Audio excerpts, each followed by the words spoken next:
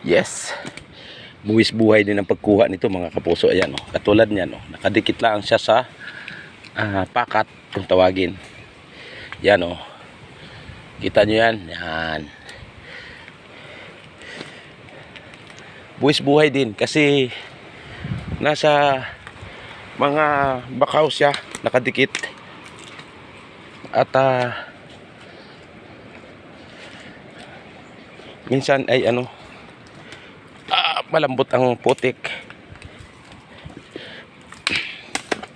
Tapos nakabuta pa yung lulo nyo. Yan. Matibay ito. Nakabuta.